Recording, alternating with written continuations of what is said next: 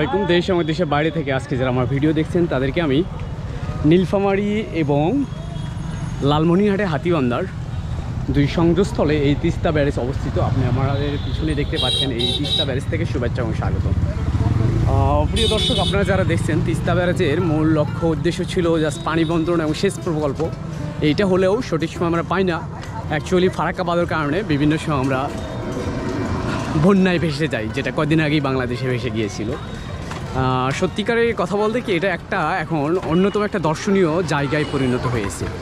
আপনারা ইতিমধ্যে দেখছেন যে অসংখ্য লোকজন এখানে এসছেন, মানে হাজার হাজার লোক।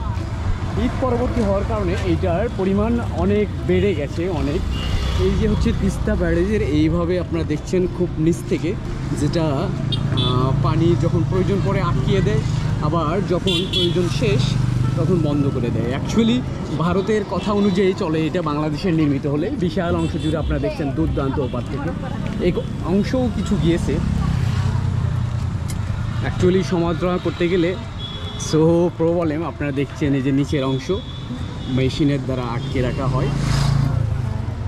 আপনি যদি কখনো তিস্তা ব্যারেজে না এসে থাকেন, এই উত্তরের সর্বপ্রান্তের এই উত্তরের জেলা তিস্তা ব্যারেজ দেখছেন আপনারা। তো আমি আরও পুরোটা আপনাদের ঘুরিয়ে ঘুরিয়ে দেখাবো, আশা করি আমার সাথে থাকেন। আমি এগিয়ে চলছি সামনের দিকে, যে কী পরিমাণ লোক, এবং আপনার পিছনের ব্যাকগ্রাউন্ডটুকু দেখছেন যে অসংখ্য লোকজন এখানে এসেছে শুধুমাত্র দেখার জন্য। অর্থাৎ পর্যটন নগরীতে রূপান্তরিত হয়েছে এই এলাকাটি। আকাশের অবস্থা অ্যাকচুয়ালি ভালো নয়, এখানে বেশি সময় থাকা যাবে না। যে কোনো সময় বৃষ্টি আসতে পারে, সেক্ষেত্রে অনেক ধরনের সমস্যায় পড়ে যাব। সো দ্রুত এখান থেকে চলে যেতে হবে। প্রচণ্ড গরমকে উপেক্ষা করেও দর্শনার্থীরা এখানে চলে এসেছে।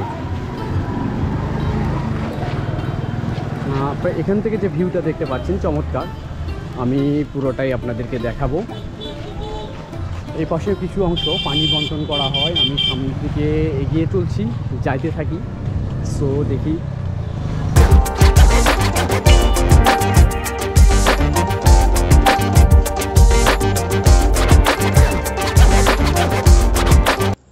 তিস্তা ব্যারেজ বা তিস্তা সেচ প্রকল্প বাংলাদেশের সবচেয়ে বৃহত্তম সেচ প্রকল্প। তিস্তা নদীর উপর নির্মিত তিস্তা ব্যারেজের এক পাশে আছে লালমনিরহাট জেলার হাতীবান্ধা উপজেলাধীন গড্ডিমারি ইউনিয়নের দোয়ানি গ্রাম, এবং অন্য পাশে আছে নীলফামারী জেলার ডিমলা উপজেলাধীন খালিশা চাপান ইউনিয়নের ডালিয়া নামক স্থান, এবং অনেকেই এটাকে যে কারণে ডালিয়া ব্রিজ নামেও অত্র এলাকায় পরিচিত।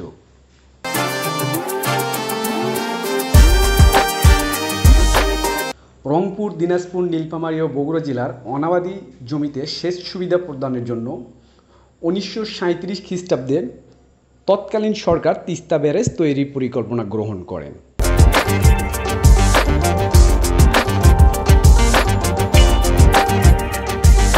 পরবর্তীতে 1979 সালে 615 মিটার দৈর্ঘ্যের 44 রেডিয়াল গেট বিশিষ্ট ব্যারেজের নির্মাণ কাজ শুরু হয়, যা 1990 সালে শেষ হয়। তিস্তা ব্যারেজের নদীর দুই পাশে গড়ে তোলা হয়েছে সবুজ বেষ্টনী। এছাড়াও ব্যারেজ এলাকায় রয়েছে অনেকগুলো পিকনিক স্পট। বর্তমানে পিকনিক স্পট হিসেবেই খুব বেশি ব্যবহৃত হচ্ছে। ব্যারেজের কালো পিচের রাস্তা ধরে চলা কিংবা চারপাশের পরিবেশ মন ভোলানোর সৌন্দর্য এখানে আগত দর্শনার্থীদের এক অলৌকিক মায়ার কাছে টানে। আপনি কিভাবে এখানে আসবেন? রাজধানী ঢাকা থেকে বা অন্য কোনো শহর থেকে তিস্তা ব্যারেজ আসতে চাইলে আপনারা সুবিধা মতো নীলফামারী অথবা লালমনিরহাট জেলায় চলে আসুন। নীলফামারী থেকে তিস্তা যাওয়ার জন্য রিক্সা, স্কুটার এবং মোটরসাইকেল ভাড়া পাবেন। আর লালমনিরহাট থেকে আসার জন্য বাস অথবা ট্রেনকে বেছে নিতে হবে। কমলাপুর রেল স্টেশন থেকে শুক্রবার ছাড়া বাকি 6 দিন লালমনি এক্সপ্রেসে আপনি আসতে পারবেন। এছাড়া গাবতলী, কল্যাণপুর থেকে নাবিল পরিবহন, এসআর ট্রাভেলস, মানিক এক্সপ্রেস, বরকতুল্লাহ ট্রাভেলস, হানিফ, শাহ আলী পরিবহনের বাস লালমনিরহাটের উদ্দেশ্যে চলে আসে। লালমনিরহাট সদর হতে সড়কপথে তিস্তা ব্যারেজ যাওয়ার জন্য বিভিন্ন ধরনের যানবাহন রয়েছে, অটোরিকশা সহ রিক্সা, অনেক কিছু আপনি পাবেন।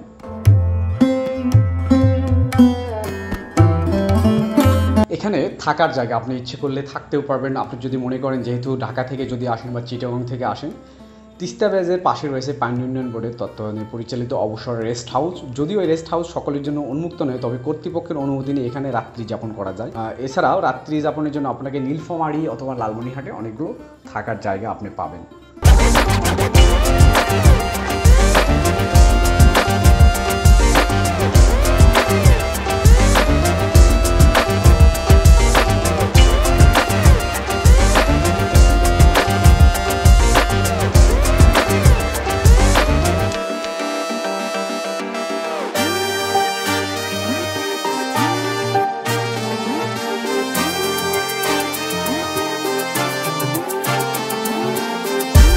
তিস্তা ব্যারেজে কী খাবেন এখানে? সে তিস্তা ব্যারেজের কাছে বেশ কিছু খাবার হোটেল রেস্টুরেন্ট রয়েছে।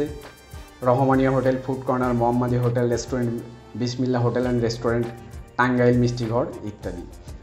দেশকে জানুন, পাশাপাশি তিস্তা ব্যারেজের ইতিহাস জানুন। দর্শক, আমাদের ভিডিওটি যদি আপনাদের ভালো লাগে অবশ্যই শেয়ার করে জানাবেন।